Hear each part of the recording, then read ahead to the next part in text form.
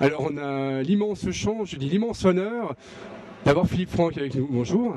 Bonjour. Alors nouveau Largo Winch. En fait Largo Winch, jeu vidéo, téléfilm. Pour vous, qui est vraiment Largo Winch? C'est un personnage de papier, mais c'est aussi un milliardaire malgré lui. C'est quelqu'un qui arrive à la tête du groupe, un peu contre sa volonté, mais son destin le rattrape et il est obligé de composer avec cette nouvelle responsabilité.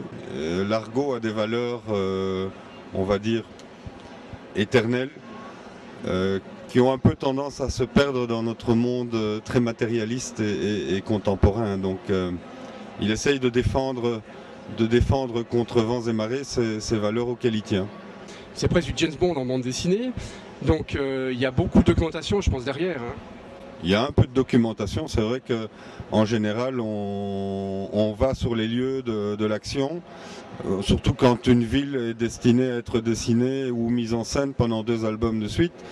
C'est nécessaire parce que les gens sont tellement informés maintenant qu'on ne dessine plus de la même manière qu'on pouvait le faire dans les années 30 quand Hergé dessinait ses premiers Tintins.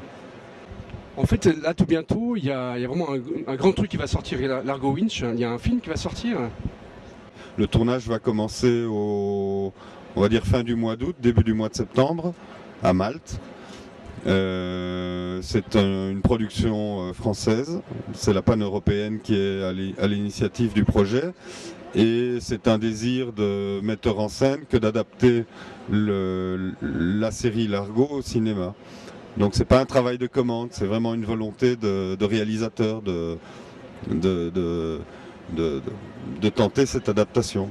C'est Thomas Sisley à qui on a demandé de jouer ce rôle-là. Donc ça m'intéresse de voir un petit peu avant le premier tour de Manivelle, de voir un petit peu quelles sont leurs intentions. Et vous avez beaucoup de chance en fait parce que Van Damme va prendre sa retraite, mais il continue avec vous la série, donc c'est une super nouvelle pour tous les lecteurs.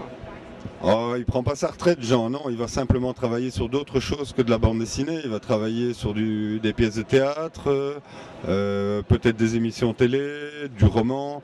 Et s'il conserve Largo, c'est parce que c'est une de ses séries les plus jeunes, donc sur lesquelles, ou avec laquelle, on va dire, il n'a pas encore fait le tour complet des possibles. Donc s'il arrête Torgal, c'est parce que ça fait quand même plus de 30 ans qu'il animait cette série et que je pense qu'il en a fait le tour. 13 c'est différent, c'était une saga avec un début et une fin, donc il fallait bien que ça se termine un jour. Voilà, mais Largo c'est un peu différent. Alors merci beaucoup. C'est moi qui vous remercie. Au revoir. Au revoir.